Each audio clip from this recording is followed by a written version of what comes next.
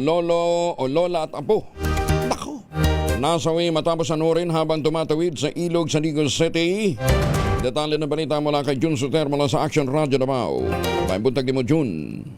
Mayong buntag usab, Kuyang Angel, patay ang isang barangay health worker o BHW at kanyang apo matapos tangayin ng rumanagasang baha habang tumatawid ng ilog sa barangay San Agustin, Digos City, Davao del Sur, Martes ng gabi. Kinilala ng Digos City Disaster Risk Reduction and Management Office ang mga biktima na sina Tereseta Huban, 65 anyos, at ang kanyang 6 na taong gulang na apo na si Melanie, kapwa residente na nasabing barangay. Ayon kay John Sevilla, Action Officer ng CDRRMO, agad na nag-deploy ng Search and Rescue Team alas 6 ng gabi matapos matanggap ang report ng insidente. Dahil sa masamang panahon, nakibahagi rin sa operasyon ang mga tauhan ng Bureau of Fire Protection, mga barangay disaster responders at Municipal Disaster Risk Reduction Management Office ng Hagonoy, Davao del Sur. Batay sa report, na-recover ang labi ng senior citizen sa Purok 2, Barangay Balutakay, Hagonoy, habang natagpuan naman ang katawan ng bata sa isang creek sa Barangay Tiguman, Digos City. Dinala na ang mga labi ng maglola sa isang funeral parlor sa Digos City.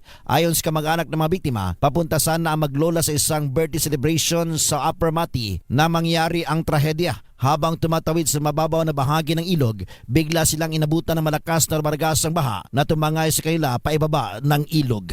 Ito si Jun Suter para sa DZRH. Una sa Pilipinas, una sa Pilipino. Salamat, Jun Suter.